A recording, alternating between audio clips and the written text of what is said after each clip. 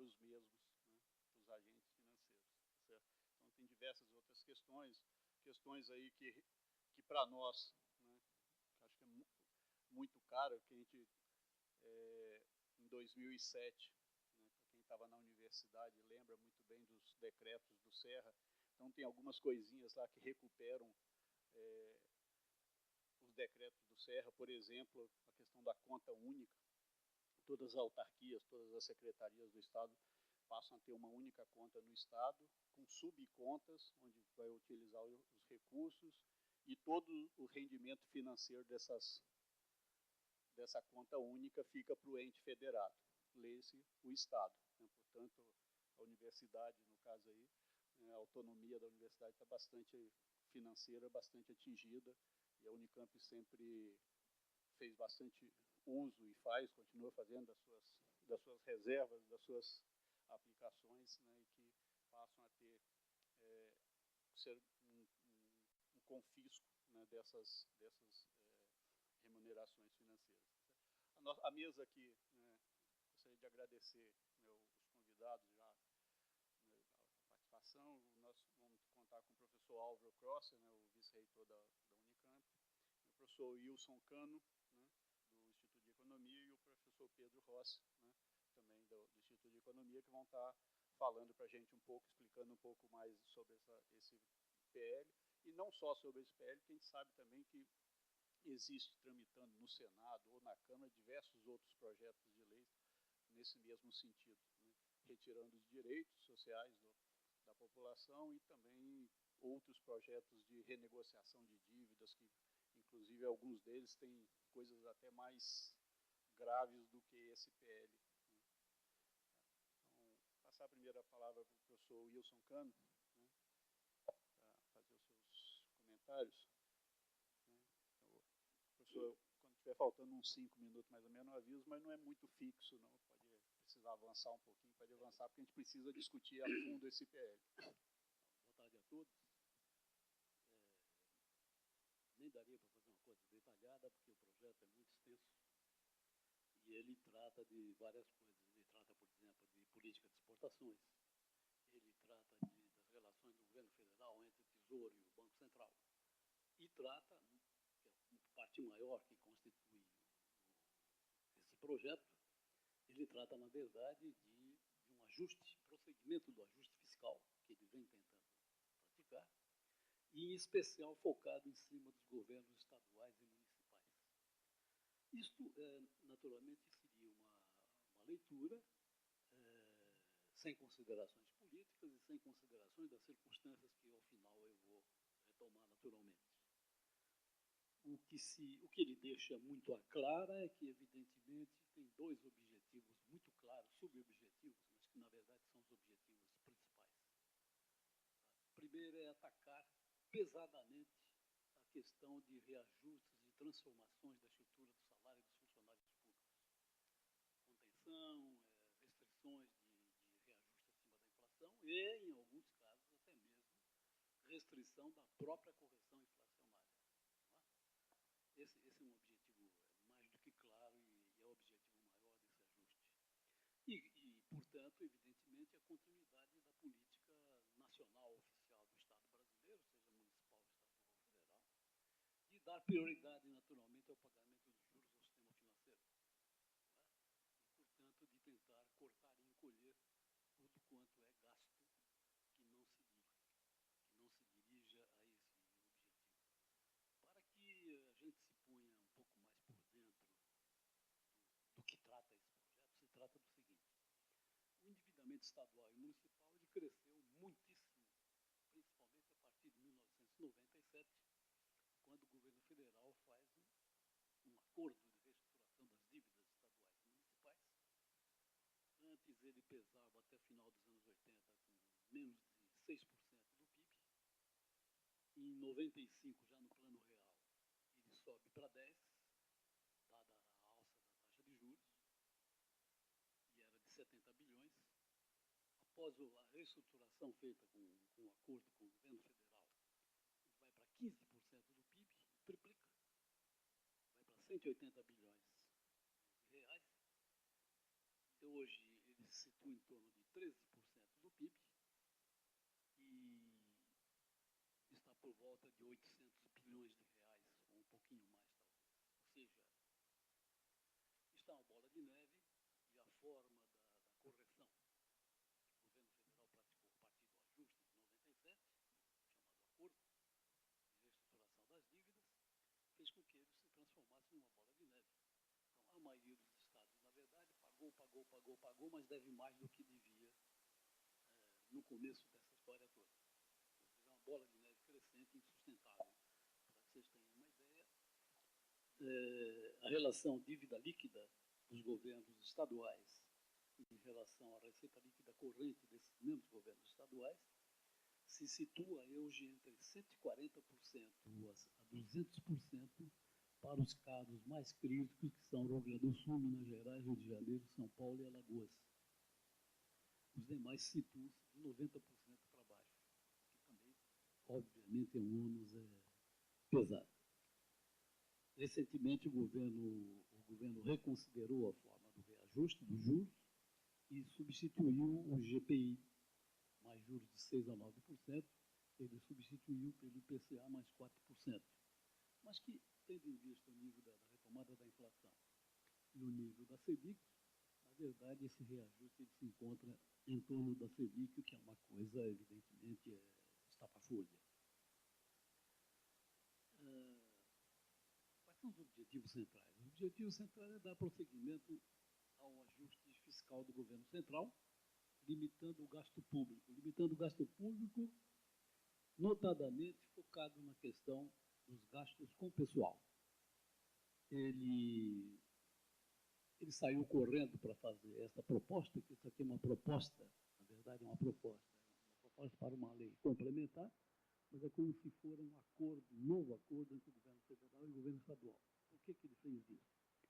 Porque já havia uma rebelião nascente entre vários governos estaduais que estão atingindo níveis de insolvência.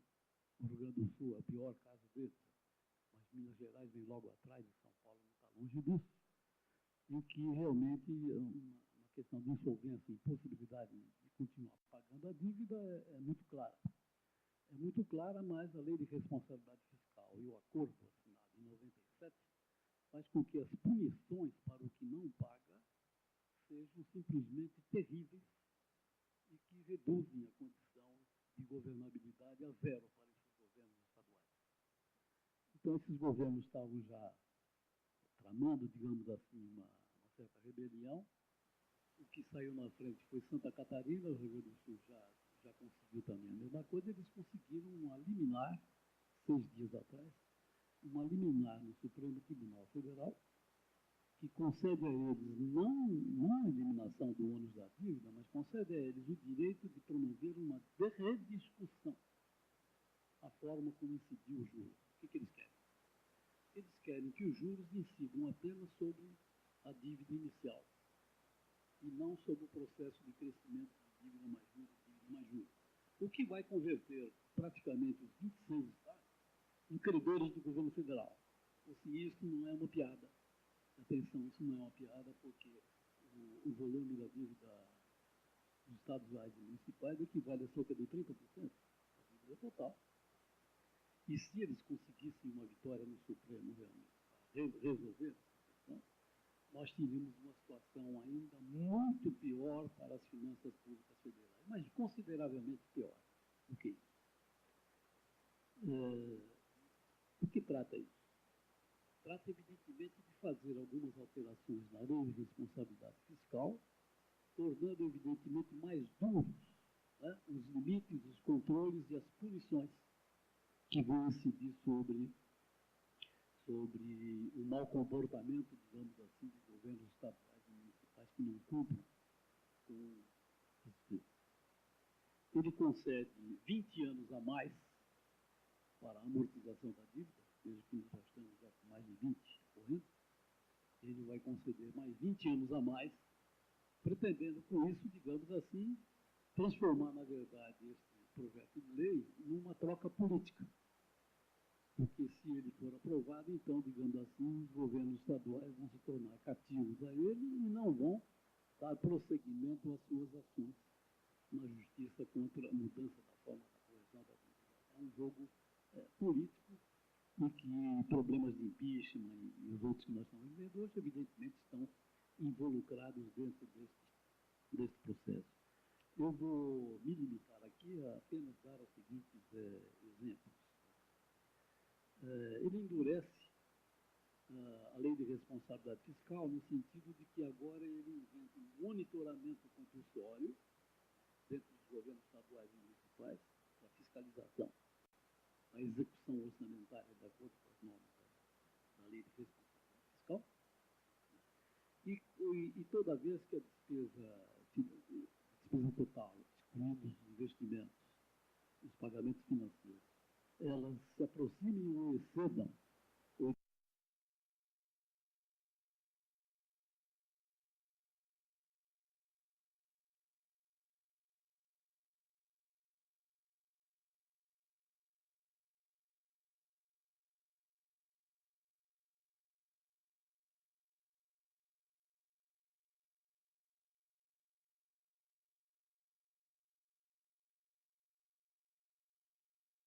atingir ao máximo possível as novas contratações. Essas são as mais brandas. À medida que, evidentemente, o chamado mau comportamento desses governos estaduais e municipais aumentarem e, portanto, ameaçarem cada vez mais os limites impostos pela responsabilidade fiscal, então, aquela unidade federada, o município, eles entrarão em 3 planos de contingenciamento. Tem o contingenciamento do primeiro andar, do segundo e do terceiro. O do terceiro, naturalmente, é o pior deles, porque, para não me alongar mais, o terceiro simplesmente é o seguinte: suspender a correção nominal do salário mínimo. Bom, perdão, suspender qualquer correção do salário mínimo acima da inflação. O que eu não sou advogado, mas eu vou consultar os meus afarrados de direito, porque não tenho certeza da legalidade dessa medida. Isso esbarra em problemas de Constituição e esbarra numa outra lei complementar, que foi a lei de reforma do salário mínimo. Mas vejam vocês que eles não estão para brincadeira num texto desse aqui, né? E as medidas com relação ao funcionalismo se tornam, evidentemente, muito mais drásticas e críticas no contingenciamento do terceiro. Obviamente que a gente não pode analisar uma coisa dessa fora do contexto em que nós estamos vivendo. O contexto em que nós estamos vivendo, eu perguntaria com que base política o governo atual, ou o governo Temer, ou o governo de não sei quem, tá, poderá efetivamente conseguir a aprovação disso na Câmara. Eu duvido. Duvido, porque acho que, assim como uma lei de responsabilidade fiscal, é um dispositivo legal que pesa pesadamente em cima das autonomias e das governabilidades dos Estados, que se refere à própria confederação dos Estados, e, portanto, não é uma medida de facilmente ser engolida por uma Câmara Federal, em especial pelo Senado Federal. Então, eu não acredito que esse projeto ele venha a ser aprovado pelo Congresso, nem mesmo, não importa nem se antes do impeachment ou depois do impeachment, mesmo porque acredito que com impeachment ou sem impeachment nós entraremos num processo de piores condições de governabilidade, o que evidentemente afasta qualquer possibilidade de se discutir com seriedade um ajuste fiscal, uma proposta dessa natureza.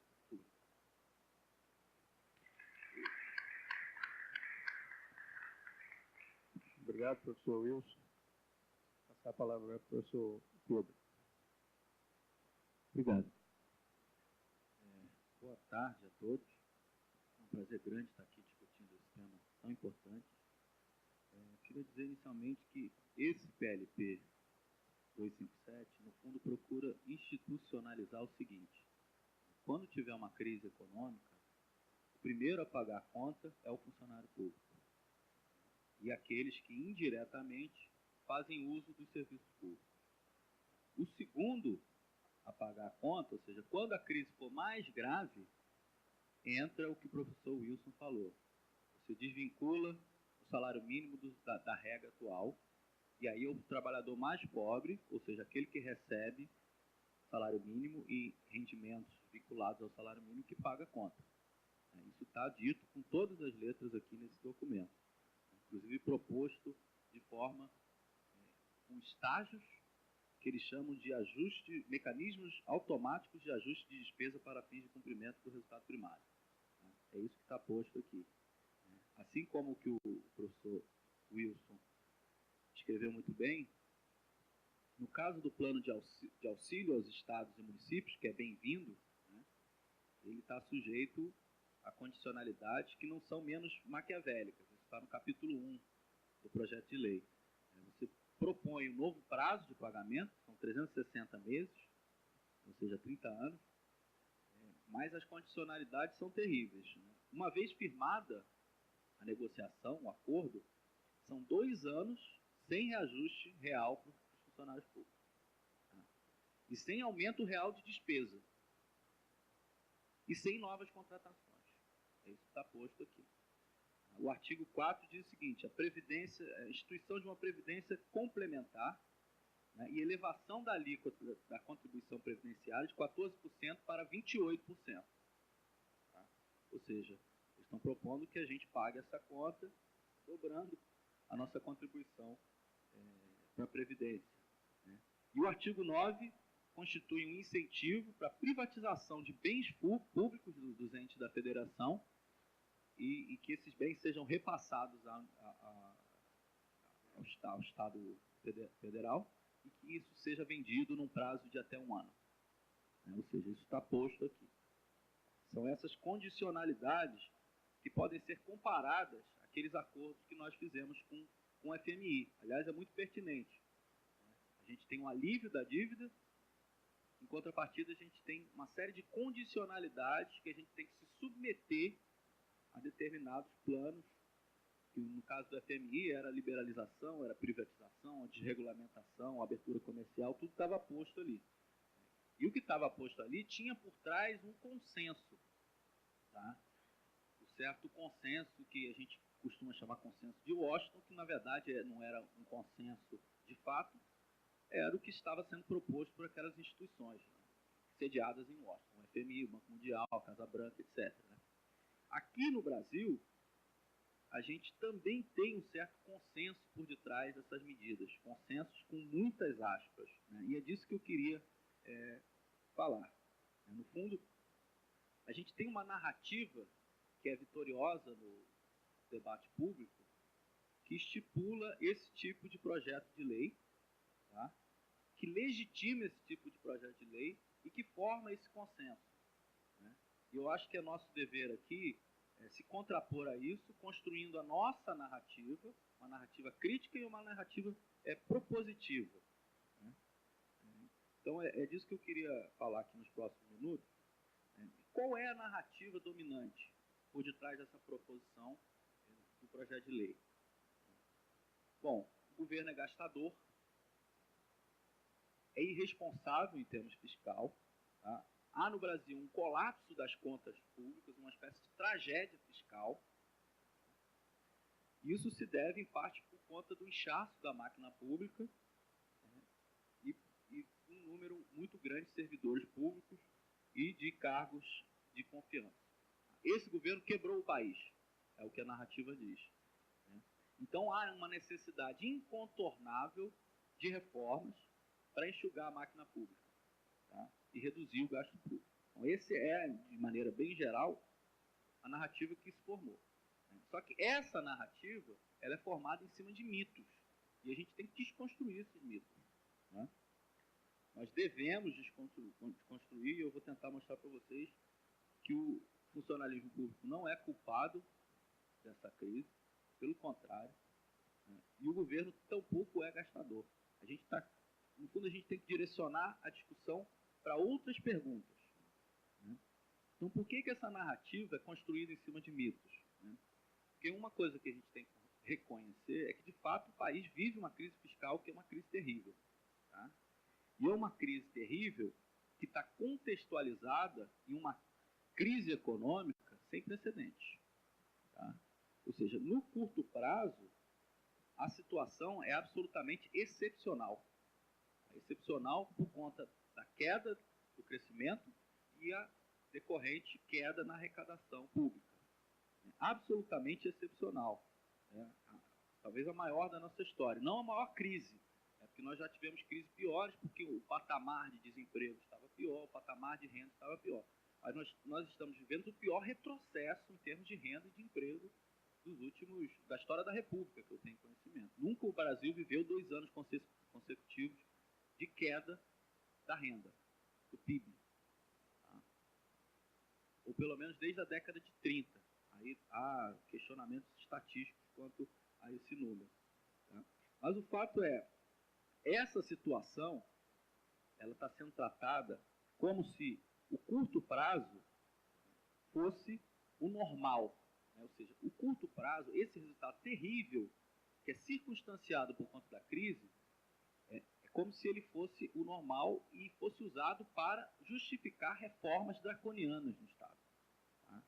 Então, isso é um ponto importante. É como se a Unicamp, diante da queda da arrecadação do ICMS, fizesse um corte draconiano nos seus gastos, nos salários, etc., quando, na verdade, essa queda do ICMS ela é temporária, ela é passageira.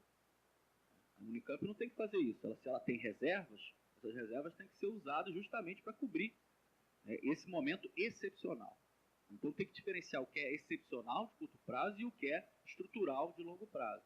O caso do Estado é muito mais importante do que o caso da Unicamp. O Estado ele tem moeda própria.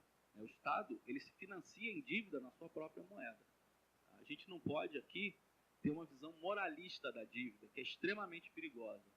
A visão moralista da dívida ela é instrumentalizada para justificar uma redução do Estado. A história de que o Estado é que nem a dona de casa. Não é que nem a dona de casa. A dívida pública ela é uma forma de financiamento dos Estados nacionais modernos, assim como os impostos também são. Aliás, não tem Estado moderno sem dívida pública. O dinheiro que está no nosso bolso é dívida pública. Tá? O patamar da dívida no Brasil, ele não é desconfortável. Tá? Essa crise fiscal que a gente está vivendo, ela não se reflete na mesma intensidade no plano dos estoques. Tá? A dívida bruta brasileira, em 2015, fechou em 66% do PIB. Tá? Tem outros países, por exemplo, Portugal, 127% do PIB. Estados Unidos, 100%, 104% do PIB. O Japão, mais de 200% do PIB. Tá? Aqui entra uma discussão de qual é o patamar ótimo para a dívida pública. Aí eu vou dizer para vocês, não existe patamar ótimo, nenhum economista conseguiu mostrar isso. Aliás, tem um estudo de um economista americano, muito conhecido, Rogoff Reinhardt, que fez um tratamento econométrico e disse que acima de 60% o país passa a ter problemas. Aí depois um estudante de doutorado descobriu que tinha erros nas planilhas de Excel dele e que aquilo não valia para nada. Mas o estrago já tinha sido feito, porque foi usado em discurso por políticos, pelo Banco Mundial, etc, etc, e no fundo é o seguinte, não tem limite ótimo. Por que o Japão pode ter 200% do PIB e a gente não pode ter 60%? Né? Então essa discussão do patamar da dívida, ela tem que ser melhor explorada entre a gente. Por que a gente não pode aumentar a dívida num período de crise aguda que nem a gente está vivendo hoje? E tem que seguir os ritos que estão propostos no superávit primário. Por que a gente não pode simplesmente dizer, não, dada a gravidade da crise, a gente vai usar os instrumentos do Estado para recuperar o crescimento econômico. A dívida e a estabilidade fiscal é um problema de médio e longo prazo. Nós vamos recuperar. Aliás, só se recupera a estabilidade fiscal com crescimento. Sem crescimento, é que nem um cachorro que vai correr atrás do próprio rabo. Você não chega a lugar nenhum. Né? A dívida líquida, senhoras e senhores, é uma das menores da história do Brasil. Tá? Se você pegar a dívida bruta, reduzir os ativos, que é basicamente as reservas cambiais, né, e os ativos de crédito do governo, a gente tem em torno de 33% do PIB de dívida, que é muito baixo. Tá? É uma das menores da história. Na época do Fernando Henrique, era em torno de 60% do PIB. Então é um mito essa história que o Brasil chegou a um limite da dívida. Não chegou ao limite. Ninguém consegue mostrar esse limite claramente. O outro mito é o mito do governo gastador. E o mito do inchaço da máquina pública. Aí a gente tem que olhar para a composição de receitas e despesas, tá? E ver o seguinte, olha, gastos e receitas têm comportamentos diferentes, têm determinantes diferentes. Tá? No caso da receita, ela depende basicamente do PIB, ou seja, do crescimento econômico.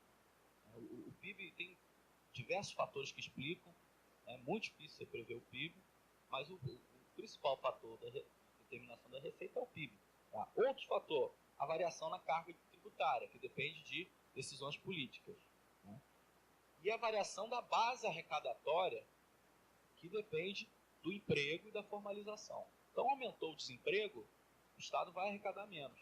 Tá? Aumentou o mercado informal, o Estado vai arrecadar menos. Tá? Já do lado do gasto, é outra dinâmica que rege.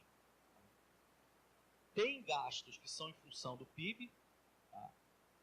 Mas a maior parte deles está vinculado à dinâmica do salário mínimo, previdência, tá? e a questões demográficas. Então você tem duas variáveis que vão determinar um resultado fiscal que tem comportamentos diferentes, depende de outras variáveis que são diferentes. Tá? Mas o ponto aqui é o seguinte, o gasto ele tem muito mais resiliência aos ciclos econômicos do que a arrecadação. Tá? Quando você vive uma queda no PIB que a gente está, como a gente está vivendo, a arrecadação despenca, mas o gasto não. Porque o gasto ele tem compromissos constitucionais, etc, etc. Então isso abre um rombo fiscal. Tá? E isso é normal. No curto prazo, isso é normal. O que não pode é usar essa situação de curto prazo para justificar reformas estruturais de longo prazo. Tá? Agora, vamos olhar mais a fundo essa questão, comportamento do gasto e das receitas. Tá? O gasto público tem de fato crescido acima do PIB. Tá? Isso já faz tempo. Inclusive no período Fernando Henrique, cresceu acima do PIB o gasto. Tá? No Lula 1, o gasto cresceu 5,2%. No Lula 2, cresceu 4,9%. Dilma 1 cresceu 4,2%. Uma impressionante estabilidade no crescimento do gasto público. Tá? Mas esse crescimento ou equipara ao PIB ou está acima do PIB. Mas as receitas também cresceram muito, principalmente nos períodos de crescimento econômico. Tá? No Lula 1 e no Lula 2. As receitas cresceram praticamente igual ao crescimento do gasto. E por que isso? Não foi aumento de imposto. Tá? Pelo contrário, quem fez aumento de imposto foi o Fernando Henrique. O que aconteceu no Brasil foi uma redução da taxa de desemprego e uma formalização do trabalho. Tá? Essa mudança no mercado de trabalho proporcionou um aumento muito grande da arrecadação. Tá? Então a arrecadação cresceu nesse período do governo Lula em torno de 5%, tá? Cobrindo o aumento de gastos. Tá? Já no governo Dilma, a arrecadação caiu por conta da queda no crescimento e por conta das desonerações fiscais que o governo Dilma fez, que foram muito grandes, muito fortes e, ao meu ver, absolutamente equivocadas, que não geraram crescimento, engordaram margens de lucro, né, e tiveram como resultado esse buraco fiscal que foi usado, né, como justificativa para uma virada neoliberal no segundo governo Lula.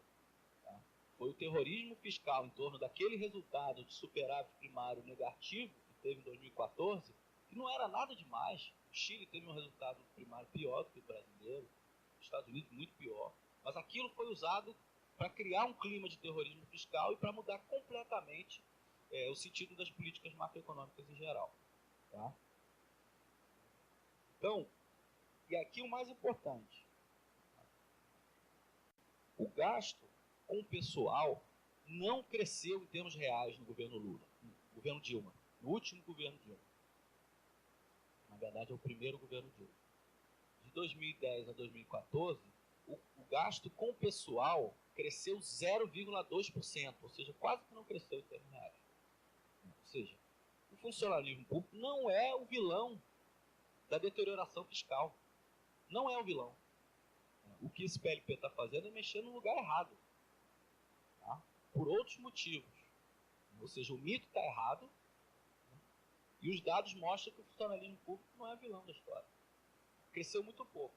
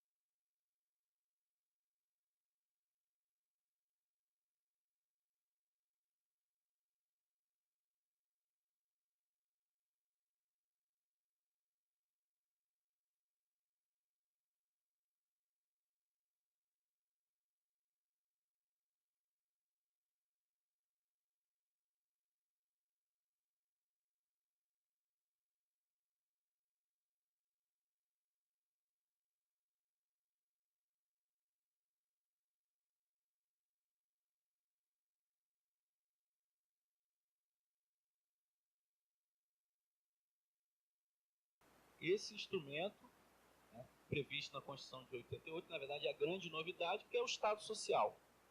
Né? Então esse que é, vamos dizer assim, o nosso papel nesse debate. E além de colocar essa questão crítica, né, politizar o assunto, colocar em debate essas questões, a gente tem que propor alternativas. Tá? Então, há alternativas para financiar o estado de bem-estar social no Brasil? Evidentemente que sim. Tá? Isso é uma decisão que a gente pode resolver. Não é técnica, é política. Se o povo quiser, vai ter recurso. Tá? E onde a gente acha esses recursos? Então, aqui eu enumerei algumas questões. Primeiro, uma condição necessária, não suficiente, é retomar o crescimento econômico. Reverter a política de austeridade, né, que permite o crescimento da arrecadação. No fundo, a discussão fiscal ela tem que ter dois pressupostos. Tá? É papel da política fiscal das finanças públicas. Primeiro, atender o Estado Social, pactuado na Constituição de 88, né, até que se mude esse pacto, mas se a gente quiser, de fato, mudar esse pacto, isso tem que ser feito de forma democrática e não da forma como está sendo feito. Tá? E o segundo ponto é sustentar emprego e renda. Isso é uma função, é papel do Estado sustentar emprego e renda. E a política fiscal tem que atuar dessa forma. E não da forma como vem atuando, que é reforçando os ciclos, que é contraindo ainda mais a economia. Tá? Então esse é o primeiro ponto, né? Que é retomar o crescimento econômico. Qual o segundo ponto? Reduzir o gasto com juros. Em 2015, o governo gastou 500 bilhões de juros, o que dá 8,5% do PIB. Então, para horror de vocês, isso cobre todo o gasto com funcionalismo. Na verdade, cobre 2 vezes o gasto com funcionalismo. Pelas minhas contas, eu estaria em torno de 250 bi, 300 bi. Isso quase cobre o gasto com previdência. Tá? Então é preciso olhar para esse gasto público, que é o gasto com juros, que é um gasto extremamente regressivo e que, no fundo, transfere renda das famílias para os proprietários de riqueza. É isso que esse gasto faz. 500 bilhões de reais. Terceiro, preciso combater a sonegação no Brasil. Tá? A sonegação daria outros 500 bi, provavelmente, tá? Segundo algumas sondagens. E quarto, é preciso rever nossa estrutura tributária. Tá? Os impostos indiretos, que são terríveis. No Brasil, o pobre paga mais imposto proporcionalmente ao mais rico. Tá? E mesmo imposto de renda. Tá? Quem paga imposto de renda somos nós. Porque a parcela mais rica da população não paga imposto de renda. Porque não recebe renda. Porque recebe lucro e dividendos. Então, os números que eu tenho aqui de um estudo do Rodrigo Araí e Sérgio Gogatti, no Brasil, 71 mil pessoas, que representa 0,3% dos contribuintes de imposto de renda, concentram 14% da renda total dos declarantes de imposto de renda. Essas mesmas pessoas pagam apenas 6% de imposto sobre a sua renda total. Né? Ou seja, a gente paga 27 mil, eles pagam, as mais ricas pagam 6% de imposto sobre a renda. Ou seja, há muito campo para se avançar no Brasil em termos de justiça tributária. Em termos de justiça tributária e de financiamento do Estado de Bem-Estar Social. Por que nós não estamos discutindo isso? Não é? Por que esse PL, lá pelas tantas, inclusive o texto que é assinado pelo Nelson Barbosa e o Valdir Simão, ele fala o seguinte, que não há mais espaço no Brasil para aumentos da carga tributária. Né? Que por isso é preciso reduzir o gasto. Ele não discute, ele não se propõe a discutir a carga tributária. Em nenhum momento ele se propõe a discutir a carga tributária.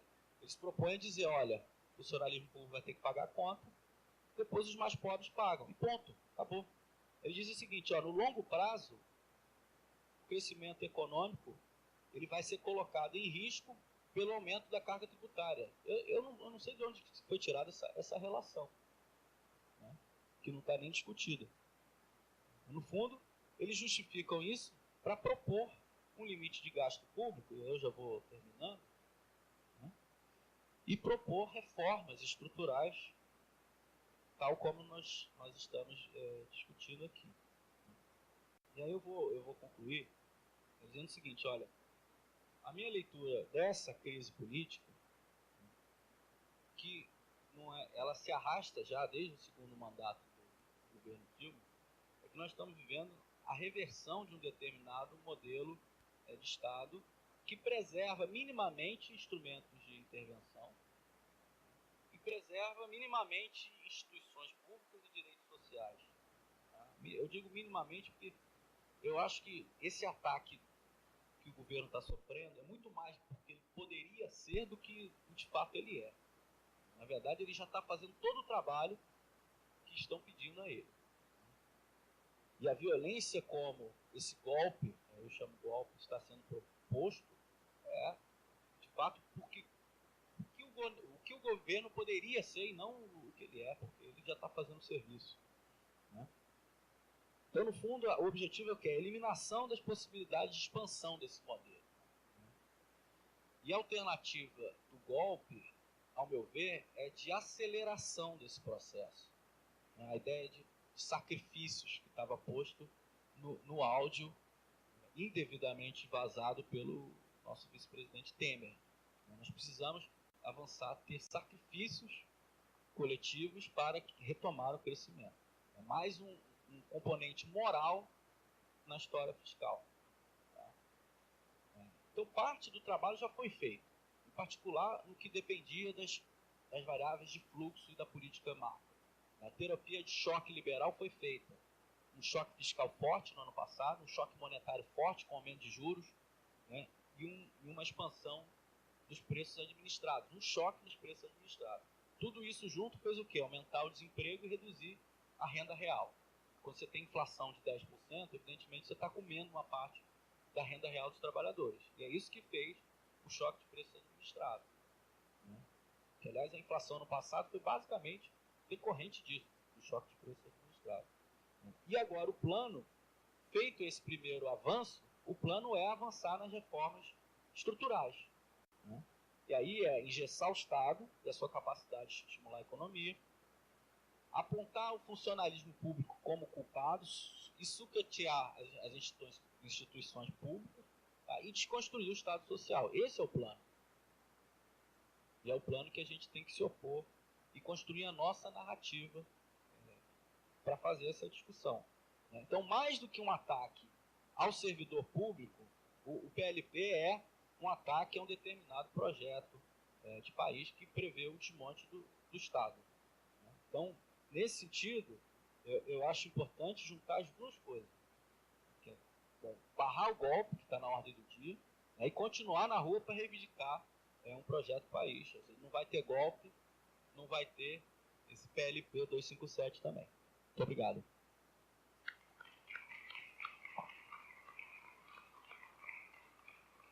Obrigado, Pedro. Essa palavra agora para o professor Álvaro.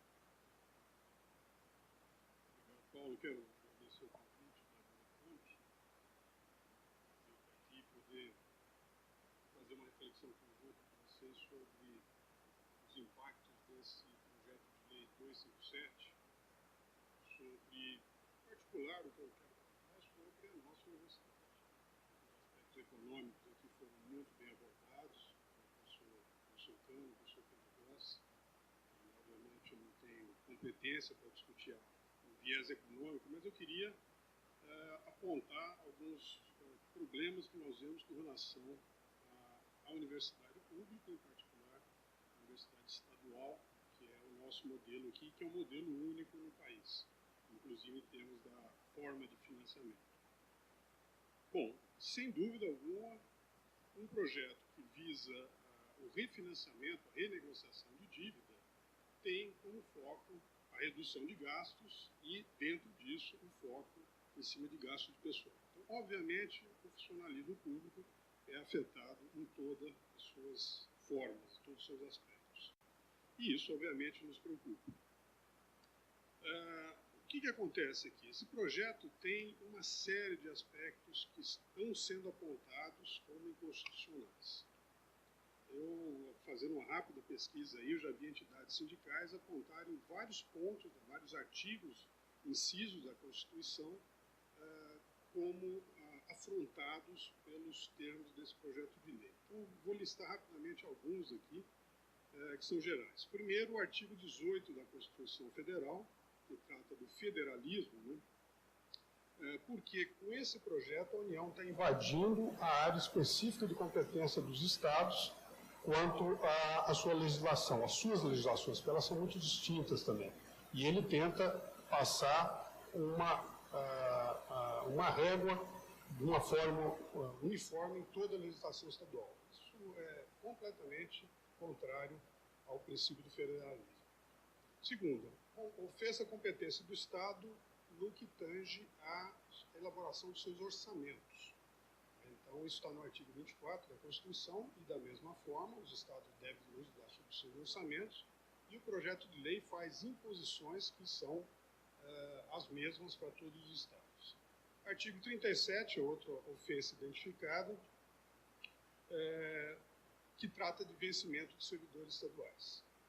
Então, eles querem vincular os servidores estaduais aos servidores da União em termos de vencimento. Isso também não é possível segundo a nossa Constituição. Artigo 40 da Constituição é o que trata das alíquotas de contribuição previdenciária. Da mesma forma, esse projeto prevê ações sobre a contribuição previdenciária. E mais do que isso, ele ainda diz que ele fere o princípio da isonomia, porque os estados que aderirem a esse acordo vão ter que aplicar alíquotas de 14% de contribuição previdenciária, e aqueles que não aderirem ficam nos 11%, que é o que é praticado. Então há aí uma ofensa ao princípio da isonomia. Mas eu queria citar por último, deve haver certamente outras ofensas à Constituição Federal, mas eu queria citar em particular a questão do artigo 207 da Constituição Federal, que é aquele que confere autonomia às universidades. E essa autonomia tem natureza didático-científica, administrativa, de gestão financeira e patrimonial. O que acontece? Hoje, no estado de São Paulo, essa autonomia de gestão financeira existe. Nas universidades federais, por exemplo, ela não existe. Nós conquistamos isso aqui duramente, todos se lembram dessa luta histórica das universidades paulistas, que, com muito custo, conseguiram que fosse destinado uma parcela do orçamento estadual para as 3 universidades públicas. Bom, então a gente estaria aparentemente tranquilo. Alguém poderia pensar que nós estaríamos preservados com base na Constituição Federal, artigo 207, e na prática aqui do governo do Estado de São Paulo, de destinar um orçamento específico para as suas universidades, nós poderíamos estar, de certa forma, preservados dos possíveis efeitos danosos dessa proposta do PL 257. Isso não é verdade. Por que não é verdade? Bom, estão aí as universidades federais para nos mostrar que isso não é verdade. Elas nunca conquistaram essa autonomia de gestão financeira. E a nossa não é garantida na Constituição estadual ou qualquer mecanismo. Ela é votada ano a ano na lei orçamentária, que é um dos focos do projeto de lei aqui também. Ele visa interferir nas leis orçamentárias anuais dos estados. Portanto, a nossa ameaça está aí. Então, os nossos 9,57%, que é a parcela destinada às 3 universidades, podem ser alterados da pior forma possível, com base, inclusive, nesse projeto de lei. Muito bem, vamos voltar ao que se destina esse projeto de lei. Renegociação de dívidas dos estados. E vamos pensar na situação das universidades paulistas. Nós, recebendo esse percentual desde 1989, nós temos dado conta das nossas atividades, temos tido, de fato, autonomia de fazer a gestão desses recursos e temos sido responsáveis por isso. As universidades paulistas não têm dívidas. Então, se nós estamos falando de um projeto que renegocia dívida, por que nós seríamos incluídos, de alguma forma, se nós não temos dívidas? Ao contrário, nós temos algo que os governos não têm, nós temos uma poupança, nós temos um saldo dos anos em que a arrecadação foi maior que a despesa, que foi guardada e está sendo usado agora, nesses últimos 3 anos de baixa arrecadação, para continuar fazendo uma gestão responsável, para compensar, inclusive, a queda da receita, a queda do ICMS, para que a gente continue dando reajuste salarial na medida do possível.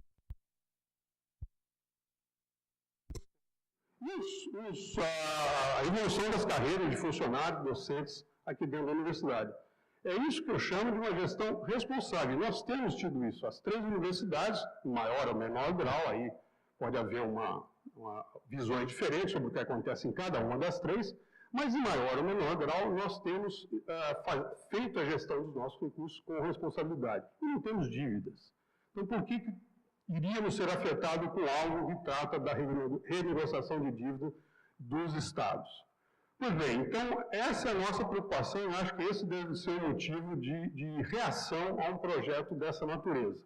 Porque nós não temos ganho nenhum com ele, mas certamente vamos perder. Entre o professor Wilson Campos citou isso, né, o professor Pedro também, entre as medidas draconianas citadas aqui está cessar contratações.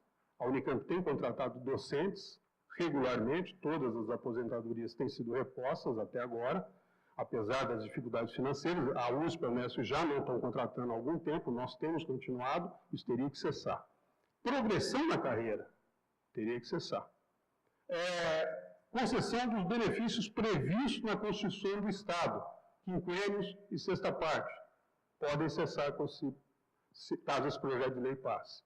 Então, tudo isso nos afeta de uma forma brutal, porque nós vivemos de pessoas, por isso que o nosso gasto com o pessoal normalmente é bastante alto comparado, inclusive, com o Estado, ele é mais alto que a média do Estado. Por quê? Porque aqui a universidade depende das pessoas para poder existir, para poder cumprir a sua missão. Então, é natural que nós gastemos mais que a média do Estado, porque o nosso investimento aqui tem que ser em pessoas. Isso tudo nos jogaria na vala comum do Estado com uma forte imposição de limitação de gastos. Portanto, nós não podemos aceitar. Bom, o projeto de lei é muito complexo, controverso, enorme. Para vocês terem uma ideia, não sei se todo mundo acompanhou, tem 209 emendas propostas a ele, 209 emendas. E eu fui dar uma rápida passagem de olho pelas emendas, tem absolutamente de tudo.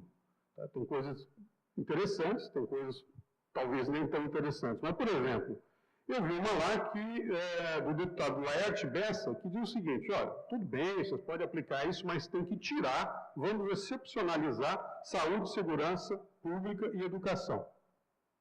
Perfeito. Agora, isso aqui é o grosso do gasto com o pessoal. Certo? Então, uma emenda dessa aqui, eu não sei qual é o futuro dela, seria ótimo, né? Mas eu acho que ela não tem muita chance. Mas, enfim, já terminando, porque realmente eu acho que os que me precederam aqui, acho que abordaram os pontos principais, eu não quero ser repetitivo. O fato é de que um projeto de lei desse tipo seria um desastre absoluto e completo sobre todo o setor público e, inclusive, sobre as universidades. Nós não temos garantia nenhuma de preservação com base no artigo 207 da Constituição Federal de que nós seríamos preservados, apesar de que nós temos aqui uma tipificação das universidades paulistas, que como eu disse, é única no Brasil. Nós não somos nem uma autarquia, nós somos uma autarquia especial. E isso nos tem conferido alguma proteção, e eu digo alguma porque eu não sei até quando isso vai acontecer. Por exemplo, os contingenciamentos que o Estado de São Paulo tem feito não nos tem atingido. Nós continuamos, apesar dos contingenciamentos terem feitos pelo governo do Estado, nós temos aqui feito contingenciamentos que nós decidimos com base no nosso fluxo de caixa. Mas, com um projeto desse tipo, isso pode cair por terra e nós sermos, de fato, afetados diretamente por contingenciamento do Estado. Paulinho falou também da conta única. Eu não sei, realmente eu não sei se, como autarquia especial, a gente vai entrar nessa conta única, ou são só as autarquias e a administração direta. Ninguém sabe, porque o projeto não é claro. Por último, eu queria só dizer o seguinte: o projeto prevê 6 meses de prazo para os estados adaptarem as suas leis ao que é determinado no corpo do projeto. Pois bem, no caso dos benefícios aqui em São Paulo, eles são previstos na Constituição Estadual, quinquênio, sexta parte, está na Constituição Estadual. Não são todos os estados que têm essa característica. Muitos não têm isso na Constituição. Portanto, aqui nós teríamos que mudar a Constituição Estadual. Então, não é só um projeto desse passar a ser aprovado no Congresso Federal, nós temos que se isso acontecer, nós vamos ter que ter uma batalha a nível do Legislativo Estadual também, porque a lei vai ter que mudar para tirar benefício, para cortar benefício.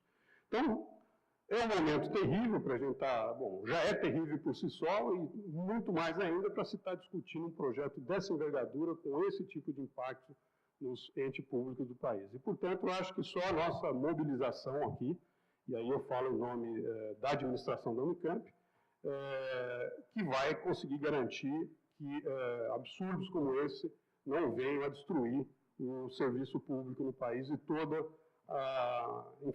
a sua qualidade, todo o que ele contribui para o avanço da sociedade. Então, eu fico por aqui. Muito obrigado, mais uma vez.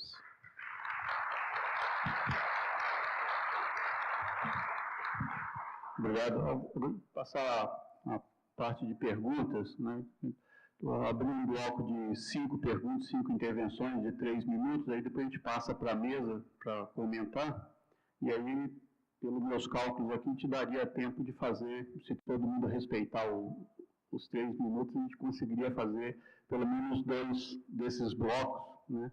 Tá certo? Então, e quem for falar, por favor, falar aqui no microfone aqui na frente, porque está sendo gravado, está sendo transmitido, né, ao vivo, e está sendo gravado, então, para a gente poder usar.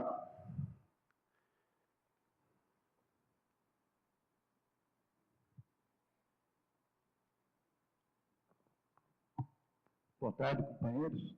Em primeiro lugar, eu queria, seguindo o que o Crosta falou, né, que a gente tem que se mobilizar, dizer que amanhã, aqui na Unicamp, no Pátio da Reitoria, às 9 horas, vai ter uma manifestação contra esse projeto, né, e com greve. Isso foi tirado na plenária da FASUBRA, que é a Federação dos Técnicos Administrativos das Universidades Brasileiras, e a qual o Sindicato dos Trabalhadores da Unicamp está filiado. E também vai ter uma manifestação no dia 14 em Brasília, né, em vários...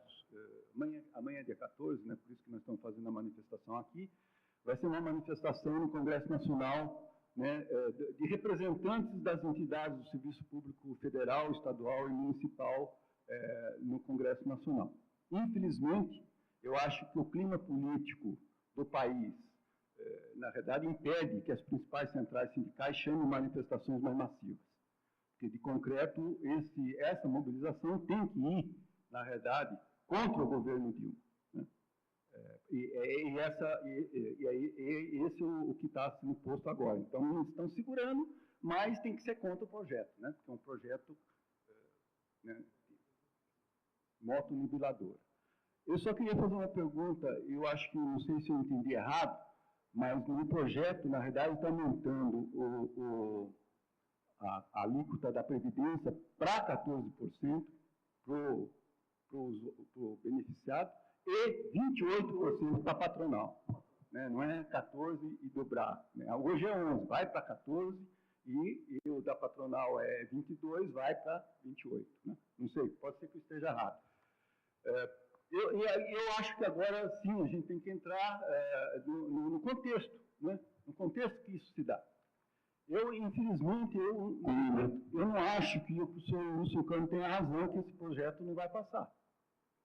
O projeto contra o terrorismo também é um projeto, né, que vai contra tudo, né, inclusive o que a presidente sofreu como perseguida e presa da ditadura militar, e passou.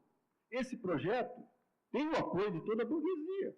Vai ter o apoio do PSDB, vai ter o apoio do PMDB, de toda a tralha daqueles partidos lá, e talvez até apoio de setores do PT. Né? E o problema do que está em jogo? Na realidade, a Constituição de 68 está sendo detonada desde 88, está sendo detonada desde 89. São 60 emendas. São 60 emendas. Né? Com os governos neoliberais e também, na verdade, o governo Lula não reverteu nada disso. O principal ataque à previdência do funcionário público foi feito pelo governo Lula. Né? Então, eu acho que o que está em discussão agora é a falência, sim, de um projeto.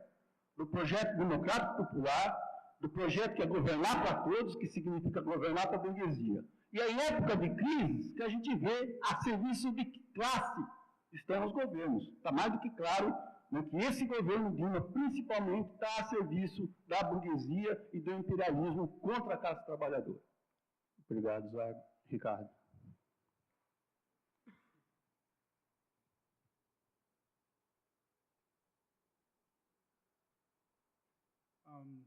Queria perguntar para o Álvaro, o seguinte, eu acho que está na hora, quer dizer, eu não sei qual a possibilidade de se juntar os 3 reitores das universidades e escrever algum tipo de documento e fazer isso circular pela população, mostrando os danos que esse projeto pode vir a ter na educação, em particular na educação, que é o nosso negócio aqui, e mostrar à população que hoje tem maior acesso à universidade, inclusive, e pode se sensibilizar com argumentos de empobrecimento da educação, empobrecimento dos serviços de saúde da universidade e tudo mais. Quer dizer, eu acho que precisa fazer um barulho vindo dos reitores. Quer dizer, você junta os 3 reitores, escreve um documento, não sei qual.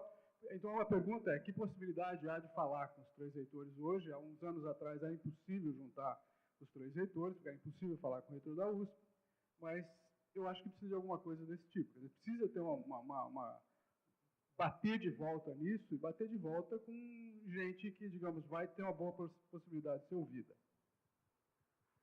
Obrigado. Kiko.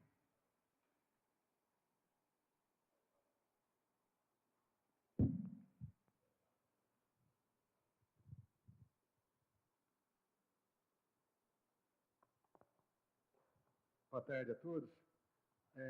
Essa discussão aqui ela é extremamente importante para que a gente possa mensurar, de fato, qual é a realidade que nós estamos vivendo hoje e a perspectiva do serviço público e do funcionalismo público. É um ataque.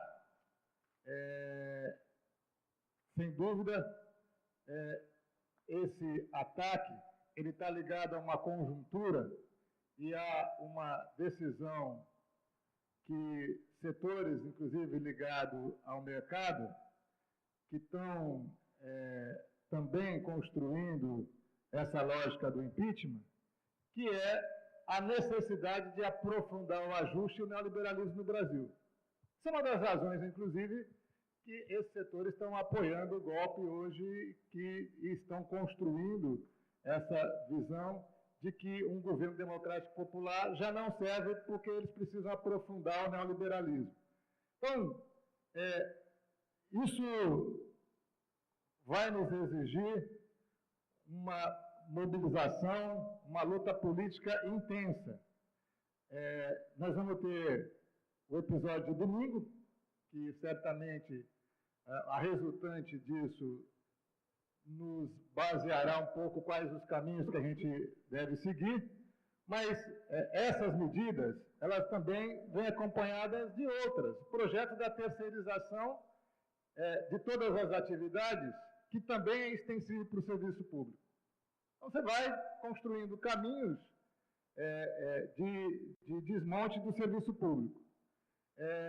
Eu não consegui aprofundar uma leitura mais do projeto, conheço as medidas, mas eu ouvi que, aí o Álvaro estava se referindo à questão dos recursos que as universidades têm aplicado, de que a resultante dessas aplicações também, a partir desse projeto, seriam centralizadas no ente que é o Estado de São Paulo.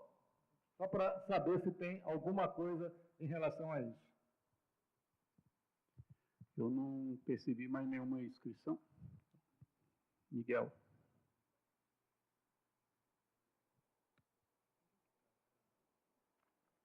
Aqui, ó. Receitas decorrentes de rendimento dos recursos da conta única. Eu queria que vocês comentassem até que ponto a questão dos juros, política de taxa de juros do governo federal, na questão da Selic, tem influência na questão do comprometimento fiscal do governo. Bom, a minha impressão fazendo um comentário é que não existe mais Constituição Federal, certo? A legalidade ela está totalmente descartável. Não é? Você tem um Supremo Tribunal que realmente não cumpre a sua função, você tem uma Polícia Federal que se tornou uma polícia política partidária a serviço, né, do imperialismo. Você tem uma intervenção brusca, né, nas instituições e elas deixam de cumprir a sua finalidade, não é, para servir a uma visão imperialista, não é, que chegou ao fim, um modelo de governo que esteja beneficiando e implementando políticas sociais, não só no Brasil, né, mas em toda a América Latina. Não é? Você vê isso acontecendo na Argentina, não é, com o mesmo método, né, de juízes perseguir, não é, lideranças populares, que é o que está acontecendo com a Cristina Kirchner, não é, na Argentina. Né? Você vê isso acontecendo na Venezuela, não é? Isso já aconteceu em Honduras, aconteceu no Paraguai e agora é a vez do Brasil. E o que está em jogo é justamente isso. Nós, a população, o Brasil, o brasileiro, o cidadão brasileiro, está ou não preparado para defender a legalidade, para defender a democracia. É isso que está em jogo, não é? E eu acho que a gente tem reagido, não é? E essa semana é uma semana fundamental, não é, de mobilização para combater o golpe, não é? E dar um chega para lá nessa política imperialista. Eu acho que tem um dado fundamental que aconteceu essa semana. O Maluf, né, que era um cara que estava na lista da Interpol, na medida em que ele declarou que ele é a favor da vítima, não é, ele saiu lá da lista da Interpol, para mostrar o grau, não é, de envolvimento externo com relação ao que está acontecendo no Brasil. Quer dizer, a coisa é muito, muito complicada. Obrigado. Eu não vi mais nenhuma inscrição. E aí a gente completa o bloco de 5 e aí depois a gente passa para a mesa. Em primeiro lugar, boa tarde a todos. Eu fiz questão de fazer uso da palavra aqui porque essa medida PLP 257, para mim, a Unicamp é vanguarda nisso. Nós estamos 2 anos, por exemplo, sem aumento de vale alimentação. Nos últimos 2 anos, o reajuste foi parcelado e muito abaixo da inflação real. O plano de condicionamento, aquela GR, para mim já é um pouco isso aí. Então, assim, como discutir? Acho que a gente tem que discutir realmente a nossa realidade concreta aqui. Qual é a posição, por exemplo, da Unicamp com relação à questão do professor vem aqui e fala, se toda a narrativa dele estiver certa, e eu concordo com ela, professor Pedro, então essa medida é um contragolpe. E exatamente sobre quem? Os mais fracos, os trabalhadores, principalmente os assalariados. E aí, qual é o posicionamento desse corpo docente? Aonde está a inteligência dessa universidade para servir de quem? Acho que é isso que é preciso questionar, é preciso resolver na ferida. Porque eu acho que a universidade, o Unicamp, já está conscientizando, já está fazendo isso há 2 anos ou mais, e ninguém fala nada. Está tudo tranquilo, está tudo bem, está tudo certo. Se os professores teve aumento, teve carreira, eu não sei. Mas nunca contratou nessa universidade tanto estagiário como está contratando agora. E aonde eu estou, sabe para que é isso? Para substituir funcionário que foi aposentado de carreira. Ou eu estou enganado? Eu queria estar enganado. Queria muito estar enganado, se não é esse o plano. Questão das terceirizações. O que é RP Engenharia? Terceirizou, inclusive, coisa que já da FUNCAMP que já era terceirizada. Para mim é terceirização da terceirização da terceirização. Isso é um programa que essa universidade está levando à frente. E nós? Vamos falar alguma coisa ou está tudo certo? É isso que eu queria que a mesa debatesse. Obrigado. Passa a palavra para a mesa, podemos fazer na ordem inversa? Tá? Então, passar a primeira palavra para o professor Álvaro. O Ricardo, né, comentou sobre uma manifestação dos 3 reitores sobre o projeto de lei.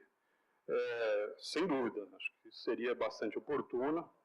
Nem sempre é muito fácil conseguir que os 3 reitores, né, se afinem sobre suas visões aí, a gente sabe disso. O organismo CRUESP, ele não tem historicamente tido posicionamentos desse tipo, Mas eu acho que o momento é grave o suficiente para que a gente apresente uma proposta e discuta lá com nossas duas co-irmãs, né, para ver se há uma ressonância quanto a uma manifestação conjunta. Então, sim, eu acho que é possível, me proponho a levar isso para discussão. O Kiko fez uma pergunta específica sobre a possibilidade de as nossas reservas serem encampadas aí pelo Estado.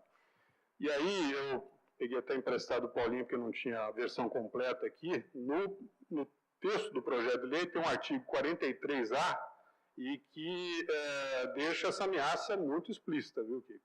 Eu vou ler, para ficar bastante claro para todos. Todas as receitas públicas serão arrecadadas e recolhidas em uma única conta, na forma definida pelo ente federativo, o Estado, né, que colherá todas as disponibilidades financeiras, independentemente das vinculações de recursos dos seus titulares ou beneficiários e dos agentes arrecadadores, compreendendo os recursos de todos os poderes, órgãos referidos no artigo 20, incluídas autarquias, fundações públicas, empresas estatais, dependentes e os fundos, excetuando o disposto no parágrafo 1º do artigo 43. Pois é o seguinte, parágrafo 1º, disponibilidades financeiras são registradas em subcontas, resguardada a autonomia financeira de cada poder ou órgão autônomo em sua execução. Porém, o parágrafo 2º diz o seguinte: as receitas decorrentes dos rendimentos financeiros dos recursos da conta única constituirão fonte de recursos ordinários do ente federativo. Portanto, se nós estamos aqui, eu não saberia te dizer, na categoria de autarquia especial. Não está dito aqui, mas diz autarquia, diz fundação, diz empresa estatal. Então, o risco, obviamente, está presente aqui e a gente tem que se preocupar, sim. Bom, acho que vou deixar para os meus colegas aqui responderem as demais. Eu fui, na verdade, muito rápido quando disse que eu não acreditava na possibilidade de aprovação disso. Eu continuo não acreditando nisso dentro de um certo intervalo de tempo, como mínimo minimal de 6 meses. Antes disso, evidentemente, nem Dilma, nem Temer, nem quem quer que seja, vai ter condições políticas para aprovar uma geringonça dessa. Entretanto, qualquer que seja o governo, ele vai ter que fazer ou um ajuste fiscal, porque a alternativa disso, a alternativa dessa é a nossa alternativa. Só que nós não estamos no governo e nem vamos para ele. O governo vai continuar sendo deles. A alternativa única que existe seria uma radical diminuição da taxa de juros. Agora, acontece que o preço da dívida, a partir de 2017, no PIB, ela vai se aproximar de 70%. E a partir daí, evidentemente, nem os juros não vão poder ser preservados. Então, você vai ter uma bola de neve, na verdade, cada vez pior nessa situação financeira, que vai chegar a um ponto, evidentemente, que os estados de insolvência que vão se criar no país a vários níveis, não só privados, mas principalmente públicos, vão exigir, evidentemente, da sociedade medidas parecidas com esta. Ou seja, isto aqui, goste-se ou não se goste, isto aqui vai acabar sendo imposto. Tá? Não acredito que entopam, mas acredito que boa parte disso aqui vai acabar sendo imposto, sim. Tá? Os efeitos disso são terríveis.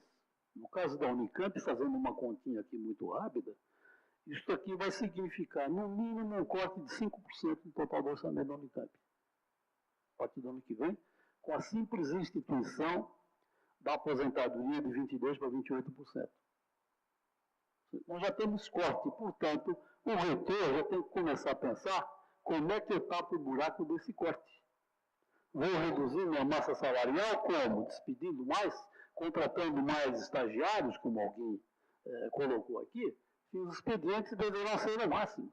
Por quê? Porque a lei também cuida desse aspecto de contratações espúrias e de terceirização, onde a lei aponta que, evidentemente, os cuidados, os controles, as contabilizações desses itens vão passar por critérios mais severos do que tem passado.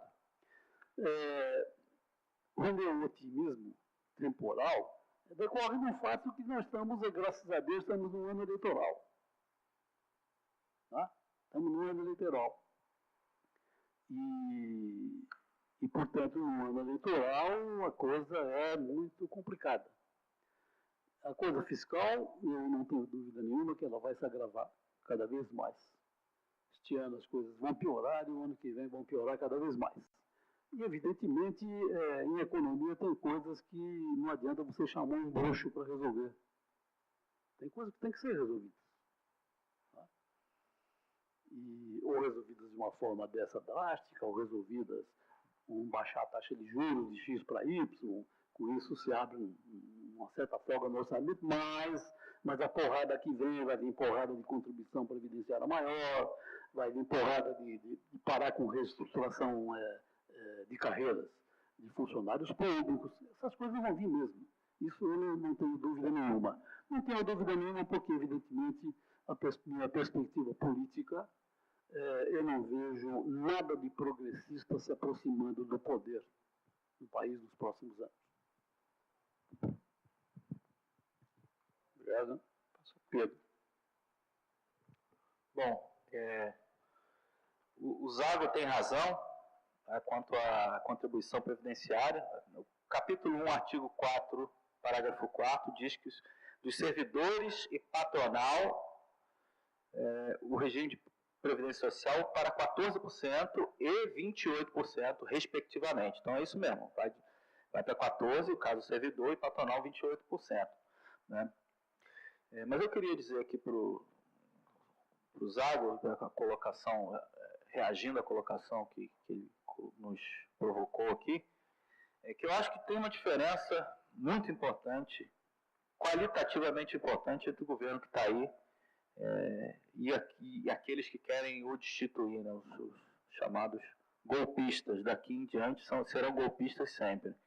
Né? E eu acho que essa diferença ela ficou muito clara nas eleições de 2014. Tá? Por isso que eu insisti, não é pelo que o governo porque aquilo que ele não é e que poderia ser. Tá? Em 2014, eu acho que ficou, principalmente no segundo turno, ficou muito claro 2 projetos de país, tá? E a campanha da Dilma tinha um programa progressista, né, que incorporava algumas reformas que são reformas fundamentais. Enquanto o programa do Aécio era um programa extremamente neoliberal, como a gente nunca tinha visto no Brasil. Nem o Fernando Henrique tinha um programa daquele. Os economistas do Aécio Neves, que a gente cansou de debater ao longo das eleições, eles propunham o Estado somente na educação primária, básica. Educação superior é o mercado que tem que propor. Né? Ou seja, você vai buscar no mercado isso. Isso estava proposto, com todas as letras eles falavam esse tipo de coisa. Né? Ou seja, é um pacto social baseado no individualismo, ao contrário do que está posto na Constituição de 88, que é um pacto social na solidariedade, né? E é, na verdade, um projeto que visa ampliar os domínios do capital, né? Você privatizar as esferas onde o capital não alcança, não consegue ter lucro. Então, são 2 projetos muito diferentes, né? E esse governo, apesar de ser um desgoverno, na verdade, ele está sentado em cima do outro projeto. No fundo é isso, né? Do projeto que a gente gostaria e que talvez a gente poderia colocar em marcha, mas ele está sentado em cima, ele não faz nada. Pelo contrário, até entrega algumas coisas, né? Agora, eu acho que o movimento golpista é para destituir completamente, substituir a Constituição de 88, rasgar e jogar fora. Então, eu acho que é isso que está em jogo no Brasil. Né? Sobre a pergunta do Miguel, sobre a questão dos juros, no grande tema da política fiscal, o problema é o seguinte, os juros eles não estão sujeitos à regra. Né? Quando a gente fala em superávit primário, cadê o Miguel? Está ali. Quando a gente fala de superávit primário, a gente desconta os juros. Né? Então, os juros são o único tipo de gasto que não estão sujeitos a uma regra fiscal. Então, a autoridade monetária pode fazer o que quiser, botar os juros aonde quiser, né, emitir qualquer tipo de título e que esse gasto vai ser respeitado como prioritário e não está sujeito à regra. Então, isso é um problema enorme que a gente tem no Brasil, uma jabuticaba enorme. O Banco Central é uma instituição absolutamente capturada pelo mercado, né, talvez seja a instituição mais difícil de entrar dentro, né, de substituir alguém ali dentro, né? Então, o caminho é longo para resolver esse problema, né? E, por fim, eu queria dar uma notícia aqui que eu recebi no WhatsApp sobre o nosso tema, que é uma notícia que eu recebi às 11h30 de um assessor parlamentar que diz o seguinte: terminou nesse momento a reunião das centrais sindicais com o ministro Ricardo Dozzoini. O governo se rendeu à mobilização e à unidade do movimento sindical e vai desmembrar o PLP 257 para retirar tudo que prejudica os servidores. Bom, isso é o que está... Não vai sobrar nada. Tem que, aí, a conferir. Agora, o PL tratará somente a parte que trata da renegociação da dívida dos estados. Mas aí não vai prejudicar os servidores, vai renegociar. Vamos ver o que vai sair. Ficou ainda, isso é importante, ficou acordada a retirada da urgência do PL. Ou seja, que a gente ganha tempo com relação a isso. Mas, talvez aqui, colocando um pouco de otimismo na história, eu acho que vai ter uma resistência muito forte ao PL. Acho que já está tendo, a informação que a gente tem de lá, é que os deputados eles estão sofrendo essa resistência, e a resistência tem que aumentar, porque aqui não pode passar nada, né?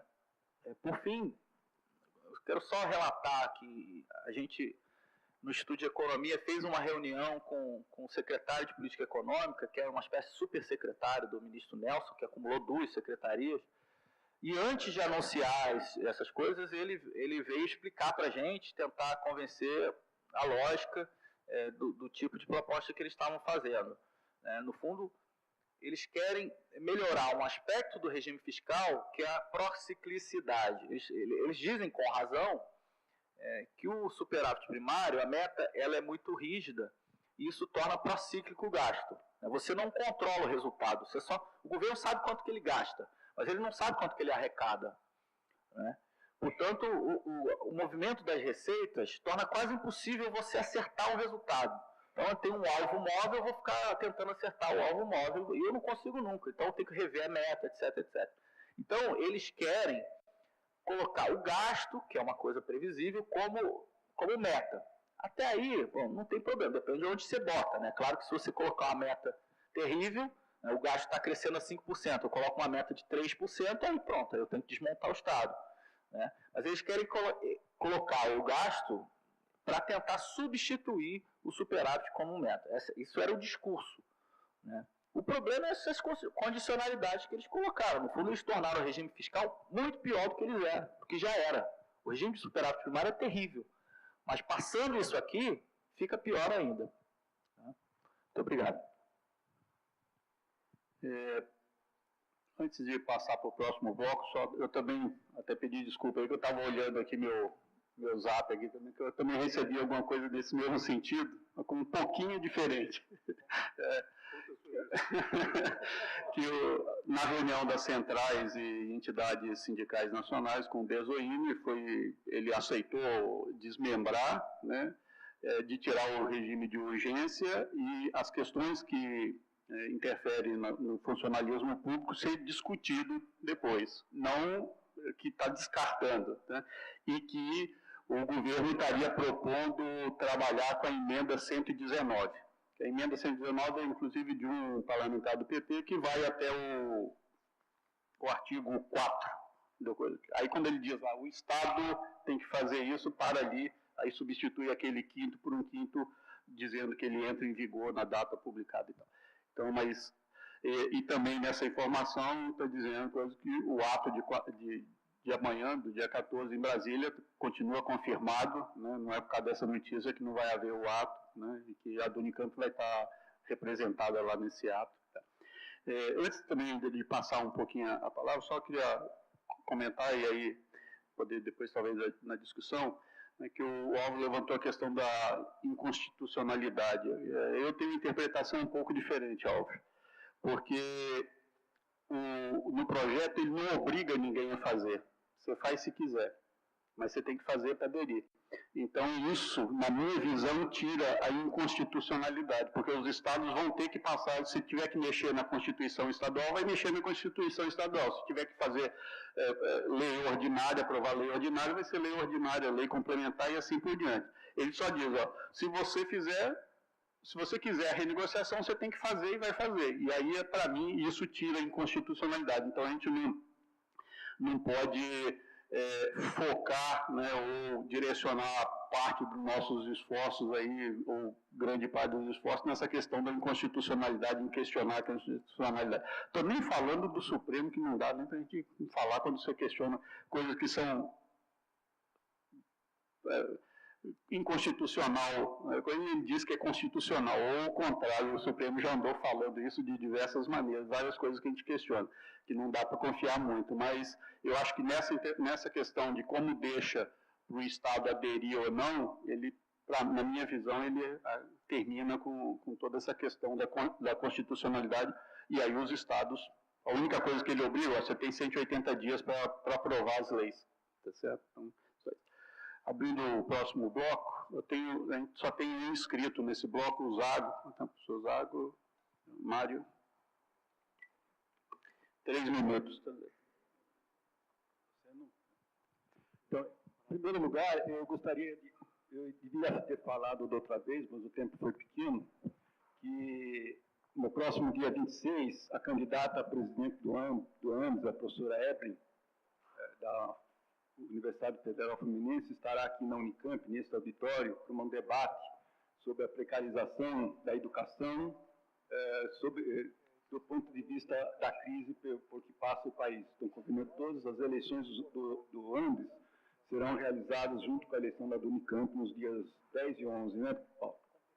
Segunda coisa, continuando a intervenção do companheiro, eu acho que a Unicamp está devendo mais alguma coisa do que ele falou, né?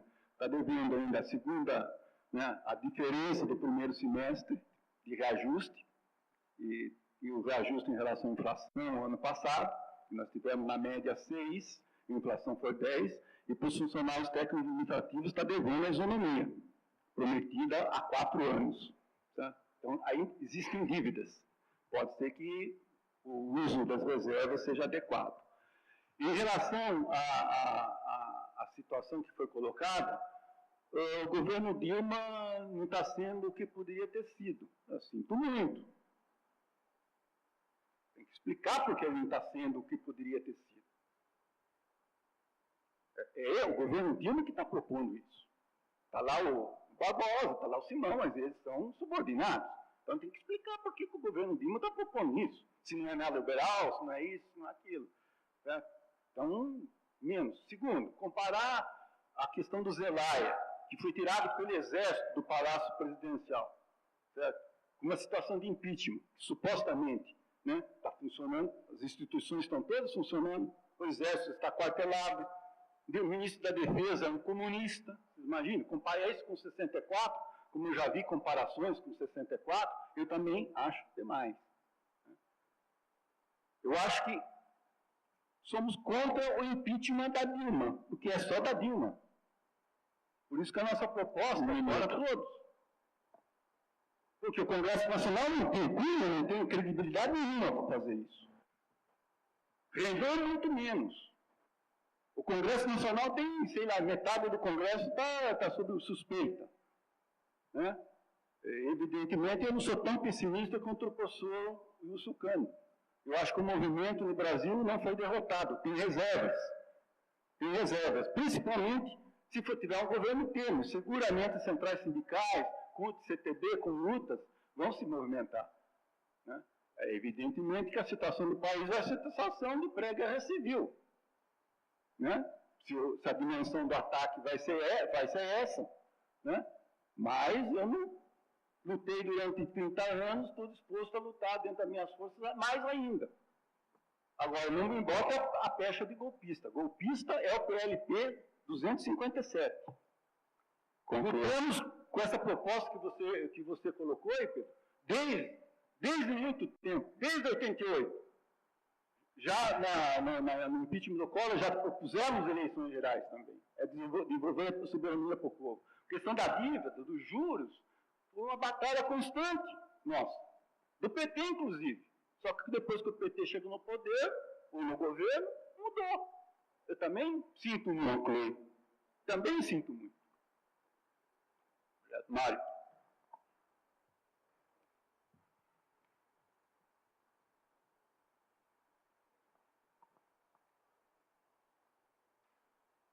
Bem, eu acho que tem um golpe, sim, em Cernes, que é a ponte para o futuro. Esse é o golpe. E, infelizmente, este projeto encaixa muito bem. Então, isso temos que ter em conta, obviamente. Mas eu queria abordar um outro aspecto, se me desculpam, que não foi colocado aqui. A veces se fala de golpe militar, tudo isso. Não precisa golpe militar nenhum. Ou seja, a sociedade burguesa, a nossa democracia burguesa, está perfeitamente militarizada. Graças a essa maldita lei de segurança nacional, que veio colocada junto, que veio junto com o pacote junto com as Olimpíadas e o Mundial de Futebol. Terríveis. Agora, eu queria colocar isto pelo seguinte. 2, 3 dias atrás, houve um assassinato de Sem Terra. E a televisão colocou assim a coisa. Os Sem Terra teriam feito uma armadilha para a PM. E de resultas da armadilha, da emboscada, resultam 2 Sem Terra mortos e não sei quantos feridos. Cacho de emboscada, né? Então, eu acho que temos que juntar estas coisas, porque está preparado o estado de exceção, sem precisar de golpe militar nenhum. Já o governador do Paraná, faz um ano atrás, desceu o cacete com os professores e ainda não tinha a lei de segurança nacional como está pronta hoje, certo? Então, eu acho que eu gostaria de um pronunciamento neste aspecto, porque para poder entrar essas porcarias, vai precisar dar porrada, não tem a menor dúvida. Então, temos que começar a colocar nas nossas discussões, em forma direta, a Lei de Segurança Nacional e a lei. Tem 1 minuto ainda.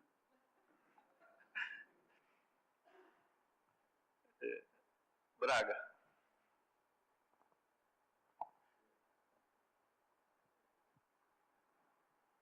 Boa tarde a todas e a todos. Eu queria só colocar uma questão, talvez mais geral, até aproveitando aqui a fala do Mário. Porque o PL ele é uma expressão de um movimento. Não é? Quer dizer, do ponto de vista político-eleitoral, a disputa com o projeto que o PT vinha tentando implantar no Brasil começou desde que o Lula entrou. Se agravou muito em 2014, bem antes da eleição. A Dilma tomou posse e não conseguiu governar. Tem uma disputa que passa também, que é isso que o Mário falou, pela própria forma como a opinião pública é formada no Brasil e em outros lugares do mundo também. Não é? Quer dizer, mas em meio a este movimento todo, e aí, por visto de formação, dialética, a discussão entre o pessimismo da razão e o otimismo da vontade, o que eu percebo hoje no Brasil é que o campo mais progressista está fugindo do monopólio da informação da mídia e indo às ruas, fundamentalmente em cima do respeito à democracia. E eu acho que é este o movimento que possibilita ter uma perspectiva de futuro onde a gente consiga reverter esse ataque à Constituição, como foi dito, e as tentativas de tentar construir um país com menos diferenças, sociais, econômicas e políticas. Então, quer dizer, para mim o problema é político. E a política está se movimentando, e está se movimentando mais no último período, com as ruas ficando vermelhas. Eu acho que é este movimento de avermelhar as ruas que nos possibilita ter alguma expectativa em relação ao futuro, que não a retomada do projeto neoliberal. No fundo, uma questão aí talvez para a ciência política, já discuti isso um pouco lá, mas enfim, quando a gente tem governos de centro, de esquerda, a direita se fortalece usando os aparelhos ideológicos para criar uma opinião na sociedade contra o governo. E a esquerda não consegue fazer esse enfrentamento ideológico na sociedade.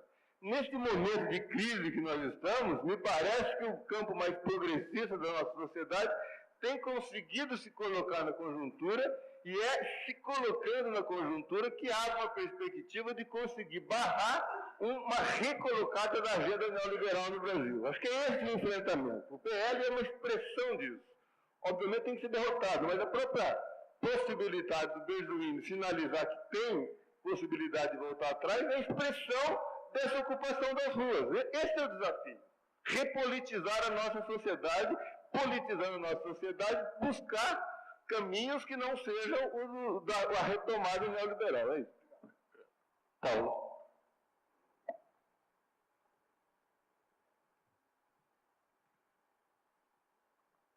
Perguntinha técnica para o pessoal da mesa que deve estar mais bem informado do que eu. O Paulinho recentemente voltou de uma discussão organizada aqui pela própria instituição, em que se comparava o famoso déficit da Previdência com o que se gasta com desoneração fiscal. Se eu entendi bem, é o dobro que se gasta com desoneração em relação aos gastos com Previdência. Você me corrija se eu estou fazendo algum resumo errado aqui. A minha pergunta é, como é que seria possível diminuir a desoneração fiscal? Ponto 2. Como ocorreria isso? Está sendo feito aqui um PL para, por exemplo, mexer na questão da Previdência, aumentar, etc. Se for possível mexer, diminuir a desoneração, qual é o caminho? Passa por aprovação de lei no Congresso? Não é só uma questão de vontade do Executivo. Ponto 3. Aí para os economistas. Que implicações teria isso de tirar a desoneração para a questão de economia, conjuntura, etc. Não sei se ficou clara o ponto que eu estou levantando, mas se vocês puderem dizer algo com pertinência sobre isso, ficaria grato. Obrigado. Vamos passando agora para a mesa, né? Aí, dado o horário, acho que responder as questões e já fazendo as suas considerações finais, e eu já aproveito, né, a oportunidade para agradecer a presença de todos no debate e também dos debatedores, do professor Wilson, do professor Pedro e do professor Alvo, por ter aceitado esse convite. Começamos com Pedro. Bom, vou tentar responder e colocar comentários, construindo aqui uma narrativa histórica, começando no primeiro governo Dilma. Tá? Eu acho que o primeiro governo Dilma, houve um governo, houve uma tentativa de projeto e de diretriz, que ao meu ver foi errada, mas houve, e ela enfrentou algumas batalhas. Né? Por exemplo, ela enfrentou o sistema financeiro, perdeu essa batalha, ela baixou os juros na marra, ela diminuiu os spreads na barra, chamou os bancos públicos e pediu para diminuir os spreads. Ela colocou controles de capitais, de fluxos de capitais no mercado derivativo. O sistema financeiro não gostou nada disso. E ela fez uma política, ao meu ver, que apostou no setor privado para a retomada do crescimento, né? Nas concessões e nas desonerações, que é a pergunta do Paulinho. As desonerações, elas são difíceis de medir, né? Porque, no fundo, você tinha um projeto de desonerar setores industriais muito afetados pela crise e pela concorrência chinesa. Quando isso foi para o Congresso, a quantidade de emenda que entrou ali, você passou a desonerar um monte de gente, né? E a quantificação do rombo pelas desonerações, ela tem várias estatísticas. Eu ouvi falar em 100 bilhões por ano, o que é enorme. Né? Não cobre a previdência toda, mas o déficit com certeza cobre. Até porque o déficit ele é até questionável. Tem um professor do Instituto de Economia, o Eduardo Faiani, que fala que a previdência social não tem déficit. Né? Porque constitucionalmente as receitas que são vinculadas a ela, que foram desvinculadas, cobririam o gasto previdenciário. Né? E aí, sobre as desonerações, o impacto econômico, qual foi a aposta do governo? Vamos desonerar, tá? Os empresários vão aumentar a margem de lucro e, por isso, vão investir e isso vai gerar crescimento. Essa era a aposta. E o que aconteceu de fato? Desonerou, os empresários engordaram margem de lucro e não investiram. Tá? Aí tem toda uma discussão do multiplicador fiscal. Né? A gente costuma dizer que o multiplicador de uma desoneração ele é muito menor do que de um gasto. E o gasto, dependendo para onde ele for, tem um multiplicador maior ou menor. O gasto com investimento tem um multiplicador grande, ou seja, um multiplicador no sentido que gera mais renda. Então, você gasta com investimento, você gera um crescimento grande e isso retorna para o Estado em termos de arrecadação. Um gasto com juros tem um multiplicador muito menor, porque serve a uma classe mais alta, que poupa muito, que importa muito, então o multiplicador de renda é menor. O gasto social tem um multiplicador de renda enorme. Então, valeria muito mais a pena o governo Dilma ter usado esses recursos, esses 100 bilhões, para fazer gastos sociais, gastos com investimento, o que quer que seja. Se não dava para investir, porque o Estado não tem mais capacidade por causa de projeto, então gasta, dá para pobre. Isso geraria muito mais renda, o impacto em termos de crescimento seria muito maior do que essas desonerações. Tá? Mas, de toda maneira, com esses erros todos e alguns acertos do primeiro governo Dilma, houve um governo, ou houve algumas diretrizes. O segundo governo Dilma não existiu simplesmente. Não houve governo, não está havendo governo. É um governo que ele foi sentenciado desde seu início. Né? Não me cabe aqui explicar as decisões do governo Dilma. Eu acho que ela devia ter cumprido o programa que ela propôs. Provavelmente ela teria caído antes, mas teria caído para a esquerda, pelo menos, e isso teria servido para mobilizar, para salvar pelo menos uma parte da esquerda. E eu acho que ela tem que fazer esse movimento o quanto antes, já devia ter feito há muito tempo. Né? Mas, de toda maneira, eu acho que a vitória eleitoral ela não foi aceita em 2014 e ela já estava sentenciada para cair em algum momento. E ela tentou se segurar como? Simplesmente fazendo concessões que só piorou a situação dela. O Levi só piorou a situação da Dilma. E o Nelson está piorando a situação da Dilma com esse PLP aqui. Tá? Isso é a minha opinião. O governo pode achar que consegue se segurar fazendo concessão. Eu acho que não. Eu acho melhor cair pela esquerda do que ficar fazendo um programa que é concessão atrás de concessão. Por fim, só para dizer o seguinte, nós estamos vivendo um golpe. Eu não tenho nenhuma dúvida disso, na minha opinião pessoal. Eu acho que os pilares da democracia estão sendo completamente destruídos. Se a gente pode classificar a democracia como uma coisa que tem um mínimo de segurança jurídica para as pessoas, isso está sendo destruído, porque você garante segurança jurídica para quem pensa igual a você, ou quem não pensa está ferrado. E o perigo é isso se expandir. Ou seja, daqui a pouco o juiz de primeira instância vai começar a ir atrás de líder sindical, de líder do movimento social em geral, etc, etc. Então, esse é um pilar da democracia que está sendo ameaçado, por conta dos avanços do judiciário. Outro pilar da democracia é o voto popular, a soberania do voto popular. Isso, evidentemente, está sendo afrontado com esse pedido de impeachment, que não tem base legal. E o terceiro pilar da democracia são os direitos civis, de uma forma geral. E eu temo dizer que, passado esse golpe, e com a mobilização popular que vai ser resultado do golpe, acho que as pessoas vão à rua, as pessoas não vão aceitar o governo ilegítimo, é provável que se avance em cima dos direitos civis. Então, eu acho que sim tem um risco de um autoritarismo crescente no Brasil, e eu acho isso muito preocupante, e por isso a gente tem que se mobilizar contra isso. Obrigado, Pedro. Álvaro. Bom, primeiro eu queria, respondendo ao Eusébio, falar um pouco sobre a questão da reserva, da Unicamp e do uso dessa reserva. Como eu disse na minha intervenção anterior, nós temos tido uma responsabilidade muito grande no uso dessa reserva. E vamos lembrar o seguinte, a Unicamp e as universidades paulistas nem sempre tiveram uma reserva financeira. Isso é coisa recente. Ela apareceu, ela foi acumulada justamente nos poucos anos em que o desempenho da economia foi extremamente favorável e nós tivemos aqui uma receita maior que a nossa despesa. E, apesar de ela ter sido acumulada em poucos anos, ela tem sustentado a universidade, os seus gastos, que são sempre crescentes, nos anos mais difíceis, já pelo menos por 3 anos. E provavelmente estamos entrando no 4º ano que nós vamos depender da reserva, ou seja, nós estamos recebendo menos do que nós gastamos com os nossos gastos fixos, que é salário, e também com custeio. Isso acabou por fragilizar bastante essa reserva. Ela não é infinita, ela, na verdade, é bem limitada, Então, de uma situação que nós tínhamos em determinados momentos aí, mais de 3 folhas mensais de pagamento como reserva financeira, hoje nós temos menos de 2 folhas mensais.